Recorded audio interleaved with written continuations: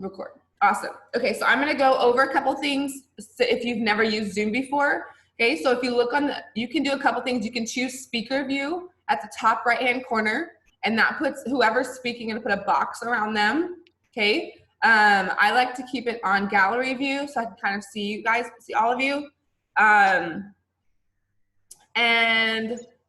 If you want to like chat or ask a question in the bottom part, if you click chat, it'll pop up and it will immediately type to everyone. But if you have a question for someone specific, then you can ask, like find the drop down menu with their name on it. Okay, so my computer doesn't have great audio, and so you can definitely ask out loud, but I'm probably gonna like do this because I'm trying to listen to you. But if you have a question or you need to, you can actually like raise your hand in the bottom toolbar. Okay. Alrighty. So I guess get a notebook out and get your textbooks. And then we're gonna hop into it. I really like this chapter. I really like it just because I'm interested in like myself. That sounds, you know, whichever way, but you're gonna, in this chapter, learn a little bit more about your learning style. So it kind of stinks if you have a social learning style because we physically cannot have a learning style that is social. So if you are on page 57, also if you can put your video up, it makes it as close to a lecture as possible. If you have something going on that you can't, I totally get that. But there's 3 objectives we're going to be going on today. The first one are identify your specific learning style and how they affect your academic success. We're going to talk about how self-concept and self-esteem affect your performance. And so we'll kind of define the difference between self-concept and self-esteem, and then directly related to academia. And then you'll create a personal mission statement. And this is what your discussion is for this week. So you have a couple of different things to do. You have, I think 2, if not, I think you only have 2 Connect assignments. Is anyone going to Connect? Can they? Yeah, that's right. So you only have 2 of the 4 Connect assignments. You have a discussion, which is the creating your personal mission statement. That's where you'll post that there. And then I want you to figure out what your Myers-Briggs personality type is. We'll talk a little bit more about that. I've provided a free link test for you. You just answer. It takes about 15 minutes. And for most people that have never taken a Myers-Briggs test, if you take it honestly, it's really enlightening. So those are going to be your homework assignments for this week. If we'll turn the page, we're going to, it says learning styles reflect our preferred manner of acquiring, using, and thinking knowledge. So it's not just like how you study best. It's like how you acquire, how you use it, and how you think about knowledge. We have not just one learning style, but a variety of styles. Even though our ability may be identical to someone else's, our learning styles may be quite different, right? So it's saying you may have the same intelligence level as someone else, but you may learn and acquire the stuff differently. It says you probably already know quite a lot about your learning styles. Maybe you do particularly well in your biology class, but you struggle with English, okay? Or maybe the other way around, because biology tends to be natural processes. Teacher presents the subject as a series of facts. English is more abstract and analyzing. So it's really just gonna figure out like, are you really good at like facts and dates and specific times, or like, you know, routes or that type of thing, or is like the more abstract and ideas, does that work better for you? Okay. At the bottom of that last section here on learning styles, it says, although we may have general preferences for fact-based learning or for learning that requires more abstract thinking, we'll all use a variety of learning styles. So we're going to figure out all the different learning styles. Okay, so I'm going to share my screen with you, and then if you put it on speaker view, I believe we'll go to the learning styles. Okay, put a thumbs up or like drop a 1 in the chat if you can see what I'm seeing. Okay, great. Okay, so we're gonna figure out what your perceptive learning style is. It says receptive, right? So receptive is how you receive the information, okay? There's read-write learning style. If you have a read-write learning style, you prefer information that's presented visually in a written format. You feel most comfortable reading. You can recall the spelling of a word by thinking of how it looks. You probably learn best when you have the opportunity to read about a concept rather than listening to a teacher explain it. So this is if you want to learn something new, you want like a hard copy in front of you, or you want to visually see it in the words, like so that you can read it and write it. Versus if someone like just is audio just telling you about it, it's not as effective, okay? A visual graphic receptive learning style is gonna be when materials presented visually in a diagram or picture. So it's more obviously like pictorial versus verbal. So like videos, maps, models, and then usually visualize a concept. So when you think about studying, you don't think about looking at the book, you think about like where you're sitting, kind of what you're doing. The third style of receptive learning is auditory and verbal learning, okay? If you've ever asked a friend to like have you read them directions, or you learn better when you're studying, if like someone else is saying, like asking you the questions, then you may have more of a receptive audio learning style. Or like if I'm reading the exact same thing you read, but it works for you better if I'm reading it out loud, you may have audio verbal. These type of learners love class discussions because they can easily intake information everyone's talking about. Okay, and then the last one is tactile kinesthetic. And again, this is how you're receiving information. And this is like learning by doing. So maybe when you were in like elementary school, you learned addition and subtraction better by like physically moving, you know, the yellow tiles or the blue tiles, that type of thing. And then this type of person may enjoy the act of writing because like or like the act of typing. So they may like learn better if they're taking the notes. If that makes sense. The tactile equivalent of thinking out loud, which would be writing or a computer, okay? Or if like you have ever had like projects that you wanted to do, you feel like you learned it by like doing, okay? There is a try it on page 60, and I believe that you have the try it is what I gave you, and I also gave you the practice questions is the connect that I gave you. So there's also like at the bottom of 59 and the top of 62, there's kind of like a cheat sheet to everything I just read about the 4 learning styles. So that's an easy thing to write down. Okay. I'm gonna stop share for a second. Okay, cool. So we're gonna talk about something called multiple intelligences. And again, the whole purpose of this chapter is for you to figure out how you learn best, how your brain works, how you can learn the most. So often people think like, okay, I'm either smart or I'm not. And that's honestly like not true. Not because like, oh, you're smart, you know, like I'm not like here to be, you know, ultra encourager, but because there's actually studies shown that there's a theory of multiple intelligences. So if you want to follow along, I'm on page 62 right now, okay? So there's 8 different intelligence domains, right? So 8 areas of intelligence that this man, Howard Gardner, decided on, okay? Basically saying that they're relatively independent of each other. So if you're really smart at one, doesn't mean you're really smart at all of them. And it's just which is much easier for you. So I'm just gonna go through those as I share my screen because they're listed there for you as well.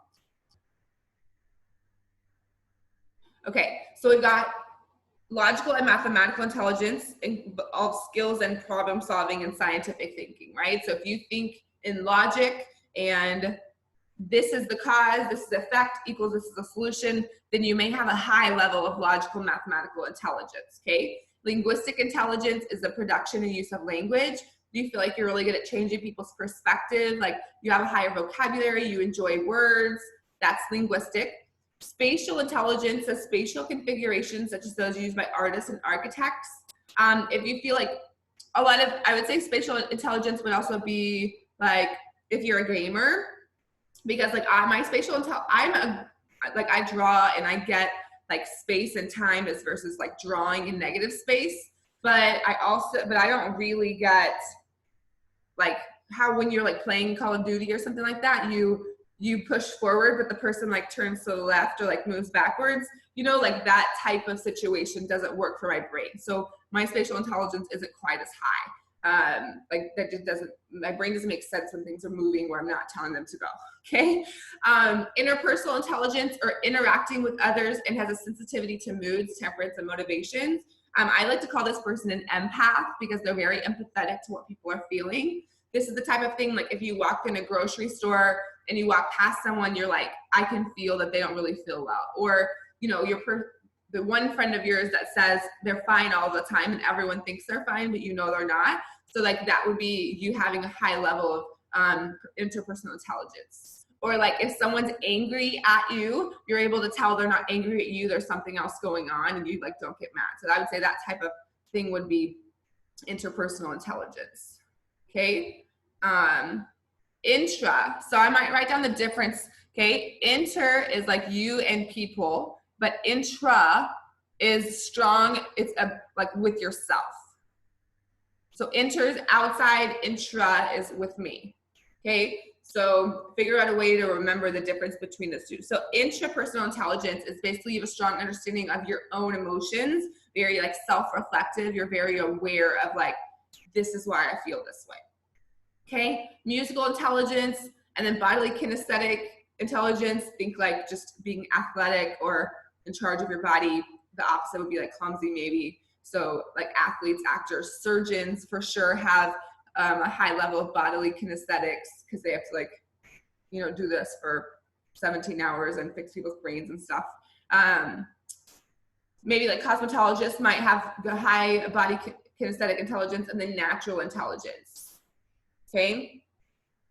I know that a lot of times people don't place as high a level of like intelligence on some of these others, but I just wanted to encourage you because just because you don't feel like math works for you doesn't mean that you couldn't have the 7 other intelligences that are really high. And so what this does is give you kind of some check marks of like, okay, I know I'm intelligent in these areas and this is where I struggle a little bit and that's okay. And I'm just gonna work on bringing my gaps up. That's what I call. It doesn't say that anywhere in the book, but I think about like, if you have 2 areas that aren't effective for you, that would be like your gap in intelligence, and that's something that you should work on. So if linguistic intelligence, if you're not able to like enunciate or pronounce exactly what you're trying to say, then like maybe that's something that you should work on. So that's the theory of different intelligences. Okay. Next we've got personality styles. I'm going to read from the book on page 63. It says, our learning styles are also influenced by our personality. Are you likely to try out for school productions or the idea of getting on stage, totally lacking in appeal, if not completely terrifying? Do you relate to the world around you primarily through careful planning or spontaneous reacting? So according to the Myers-Briggs type indicator, fun fact, it's actually 2 females that created this, but they created it in a time when women were respected in science. So they used their last names, so everyone thought that it was some wonderful males that created this personality test. So it's a questionnaire. It's used in businesses. I make my athletes take it. There's 16 different categories, and then your personality responds how you respond to different situations. Okay. There's 4 dimensions, and we're going to go over those. Okay. Introverts versus extroverts. So many people think introvert and extrovert is like, I want to be by myself, I want to be with people, and it's not exactly that. It's really like where you get your most energy from. So if you have a really long day and you're like super stressed out and you really don't know what to do, how do you recharge, right? So some people literally like, I cannot be around people, people drain me. And some people like, if I'm alone, I'm really drained. And there might be somewhere in between. So it's like, I might want to have a sit down and discussion like with my one best friend, or you might want to go to a party, or you might want to like, for me, I know I'm extroverted because I get my energy from people, but I don't want to talk to people. So I like to go to the grocery store or like go read at a coffee shop. So I like to be out with people, but not to really talk to people. But because I get my energy from people, I know I'm extroverted. So it's saying here that the key difference is whether they enjoy working with others.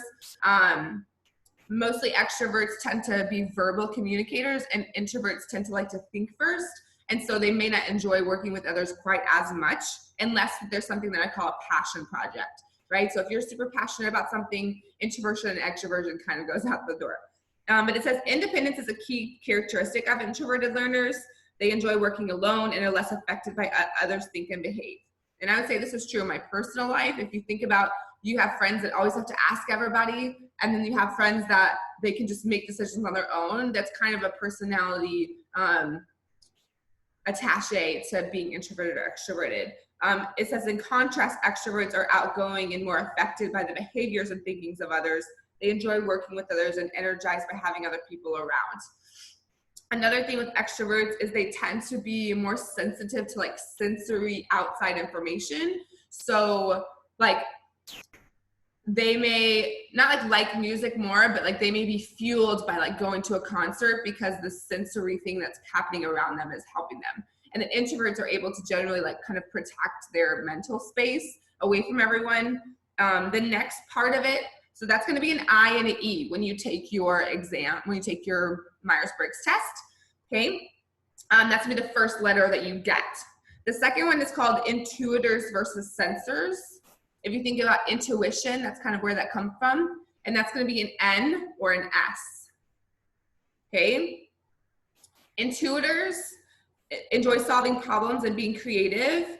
They get impatient with details and prefer making leaps of judgment, and they enjoy the challenge of solving a problem and taking a big picture approach. People categorized as sensors, on the other hand, prefer concrete, logical approach, which they can carefully analyze the facts. Although they're good with details, they sometimes miss the big picture. So I talk about me and my mom a lot because we have exact opposite Myers-Briggs types. So for me, details really drive me insane. Like I would come home, let's say from college, I have a 7-hour drive, and the first thing she'd call me and ask me is like, what route am I taking? I'm like, what does that even matter? Right? She's like, what road did you take? What time are you leaving? How many bags did you pack? How much gas do you have? And I thought that she didn't trust me, but I understand that those sensory details are something that's enjoyable to her.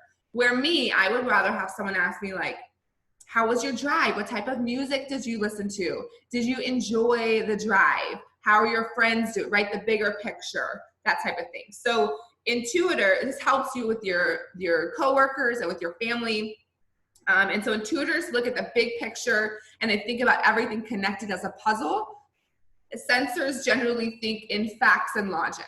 Okay, like they see how many people are in the room. They like constantly see like what colors people are wearing, that type of thing. Where I'm like, okay, these people are interacting, these people aren't interacting, this person doesn't feel okay, this person's happy. So kind of like in general. Okay, the third kind of area or domain is being a thinker versus a feeler. This is going to manifest in a T or an F in your results. Again, thinkers, this is how you, so the first one is just where you get energy. The second domain is how you interact with the world. The third one is kind of how you make decisions and basically thinking logic over emotion. Okay, thinkers reach decisions systematically, and then feelers more rely on their emotional responses. They're aware of others' feelings and influenced by others' personal values. So generally, if you feel like you make your decisions based on emotion, you're a feeler, or you are concerned with other people's feelings a lot. But if you're a thinker, then it's generally, this is what's logic regardless of what people's feelings are. Okay. Although some people that are thinkers can make decisions using other people's feelings as part of like the logical equation, right? Like if everyone in my family is going to get pissed off about this one decision, logically I make this decision so that they don't get pissed off, right? Where like a feeler would be like, oh my gosh, I don't want everyone to be mad, that type of thing. And then the last one is a little bit tricky. It's perceivers or judgers. Think about like a judge in a court versus like, oh, I'm judging you. So this comes in a P or a J. Before drawing a conclusion about the situation, perceivers attempt to gather as much information as they can. They're open to multiple perspectives and kind of shifting their perspective. They appreciate all sides of the issue, and they sometimes have difficulty completing a task, where judges and comparisons are quick and decisive. They have basically a mental and moral set of rules that they follow. They like to set goals, accomplish them, and move on. And so you may kind of like understand a little bit, like you may notice things about you, but when you take the test, I just encourage you to answer them honestly. Don't answer it like you want to be. Don't answer it like you wish, like if someone was going to see your results, you wish that they would, because it's going to ask you questions. Like if you're in a group, do you think that getting to the truth is more valuable than how people feel? And there's a range of it. And if you don't care how people feel and you think that the truth is the most important thing, you just click all the way in the area. So don't like let social norms or whatever you think you should be change your question. Okay? Alrighty. Let's share screen here and move on. And that's connected to one of your homework assignments. So make sure you take that Myers-Briggs personality test. I've got share screen here. That's the 4 dimensions. Okay. Now this has been scientifically like proven to be a little bit false. This is 2017. There's been some new research, but based on the research, just go ahead and answer this. Basically, learning styles result in having one side of your brain or the other more effective, kind of. So left brain processing is going to be tasks requiring like verbal competence, speaking, reading, thinking, reasoning, information processed sequentially in like 1 bit at a time. Okay, so and then the right brain processing is going to be more on nonverbal domain. So like spatial relationships, whenever I come out of the elevator, I always come out the wrong way. Like I just don't, my brain just doesn't ever, like I just don't have any type of like spatial orientation. Okay, so spatial relationships, recognitions of patterns and drawings, but I do have that, right? Music, emotional expression. The right hemisphere tends to process information as a whole, whereas the left is like specific, okay? People who naturally tend toward right brain processing might prefer visual graphic learning styles, so that's not always true, okay? So it's kind of the difference. That's where your like learning styles and your personality may kind of come from. Here it says you have a variety of styles. This is kind of an overview of what we just went over. Your style reflects your preferences in which you like to use. Your style will change throughout your life, and you should work on using your less preferred styles to become more effective and work cooperatively with others who have. This also doesn't mean that you get to just like, oh, I'm not a kinesthetic learner. I'm not gonna ever do that, right? So just make sure you're using all of yours. Make sure you take a look on page 66 at learning theories. We're not going to go over it effectively, really, but basically there's a broad explanation on how one learns.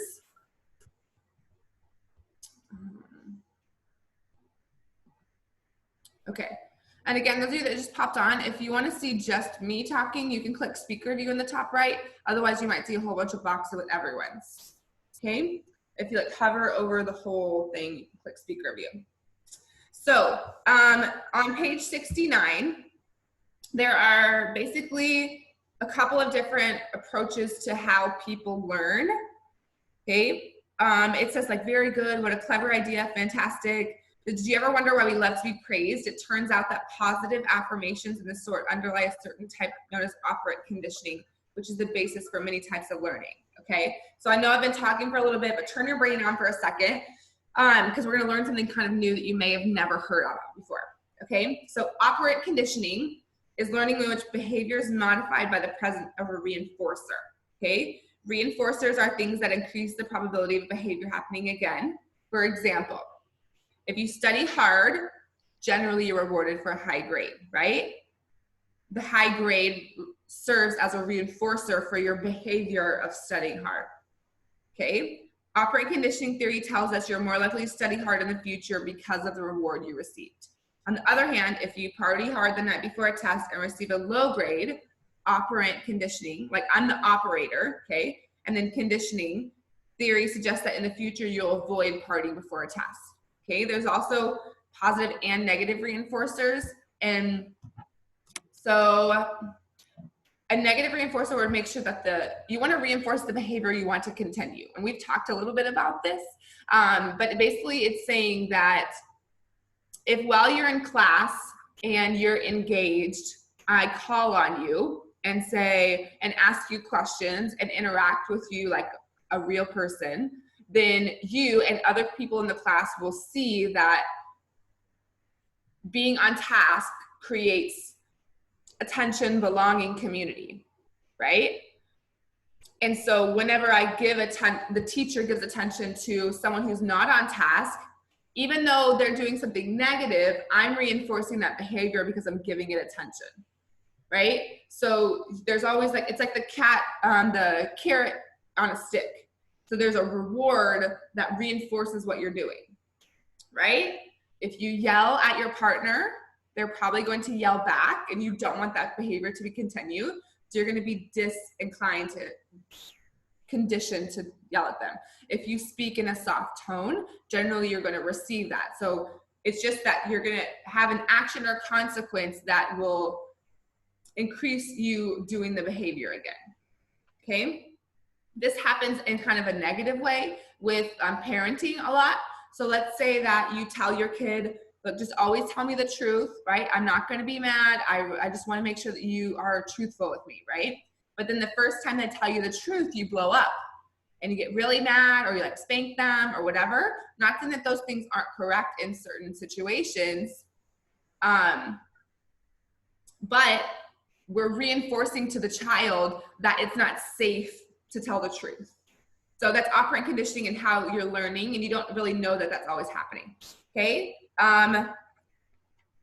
Observational learning is just watching someone and making it happen. And then classical conditioning, there's something with Pavlov and a bell that basically, like the dog with the dog collar, right? He has a shock collar. This is not what this is, but basically the dog with a shock collar runs into the fence, it gets shocked. Runs into the fence, it gets shocked. Runs into the fence, it gets shocked. But what can happen is that the owner can take the fence away, but because of the shocking, it still thinks there's a fence out there. So classical conditioning is where there's an actual like stimulus, okay? This is kind of how PTSD works, right? So even though someone is not in the field, the stimulus of a loud noise conditions their brain to think that there's a specific situation on, okay? There's a section on why learning theories matter. Check that out. And then it talks about teaching styles. Let's get to self-concept. Okay. I'm going to share screen, but I'm also going to read from the book. I'm on page 72. Alrighty. Self-concept has 3 parts, okay? So this is kind of like, self-concept is how you view yourself over time, okay? There's a physical part, the social part, and the personal part, okay? Social self is like, I view myself as a friend, a daughter, a citizen, okay? And then your personal self is no one knows except for you. Your physical self is how you look, your opinion of your physical self, okay? So self-concept and self-esteem are different. I'm gonna try to find words. Okay, so if you hold your page on 72 and then you go to page 77. So self-esteem is the overall evaluation we give ourselves as individuals. It reflects the degree to which we see ourselves individuals of worth and determines our general acceptance, right? So your self-concept is the facts or what you view, right? So you may view yourself as what you look or view yourself in relation to everything. So you may view yourself as a daughter, but if you don't think that you're a good daughter, you may bring your self-esteem down. So kind of see the difference between those two things. Okay, so anyone know what a self-fulfilling prophecy is? You ever heard of that concept before? Not quite. Okay, it's really, really interesting. It's kind of something that occurs when we hold a belief or expectation that affects our behavior, thereby increasing the likelihood that beliefs will come true. The best way I can explain this is like, let's say that I'm a 5th grade teacher and the 4th grade teachers come to me and they're like, oh my gosh, I can't believe that you have Dante in class. He always talks, he's always disrupting, he never turns his homework in, and he's never class on time, never has a pencil, and these teachers tell me this, right? So because I know that, a teacher that's not self-aware could react to Dante in a way before he's even done that. So Dante could come into class and the teacher or me could already be frustrated with Dante. So because of information I have, my behavior affects that. But because I'm short with Dante, because I expect him not to pay attention, because I don't have very much patience with him, what happens is he starts to react exactly how I'm expecting.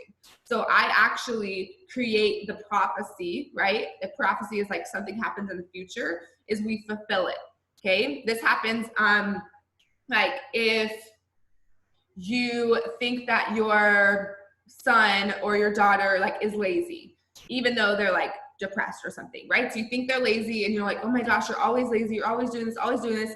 And at one point they're like, well, fine, they think I'm lazy, I'm just gonna be that way. So your behavior actually creates the situation. So just make sure that you're aware of if someone is doing that to you, or if you can make sure you don't do that to other people.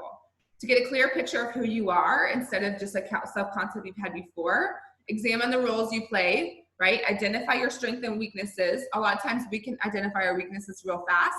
So just make sure you're identifying your strengths as well. Construct your own definition of who you are, not what other people think, and then accept your entire self-concept, okay?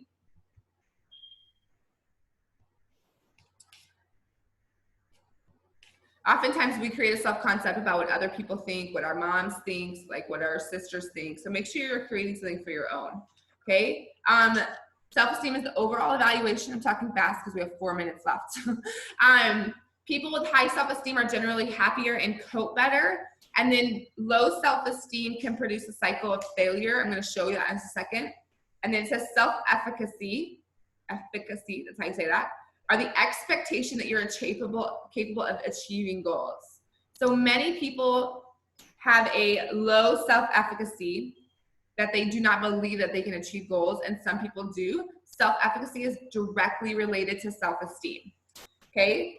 There's a section on returning to college and military, okay, but I want you to turn to page 79. You can also follow along here. Okay, I'm gonna talk first for like 1 minute. Okay, so if you look at the top, cycle of failure basically says that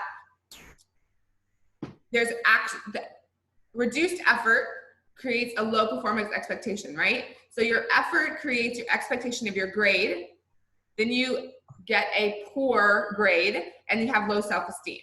So what happens is people with low self-esteem think that they are failures when actuality they have low performance, right? And if you look at the psycho-assess, if someone has increased effort, they have actual success, high self-esteem, and a high expectation. So the cycle is that whether you put in effort, that's like the number one thing we're seeing here, is that the difference between success and failure is whether you understand success is linked to effort. It's not directly linked to success, okay? Because what happens is if you continually don't put effort in, you fail something, and then you have low self-esteem, and then you expect yourself to do low. Because you expect yourself to do poor because of this cycle, then you have reduced effort.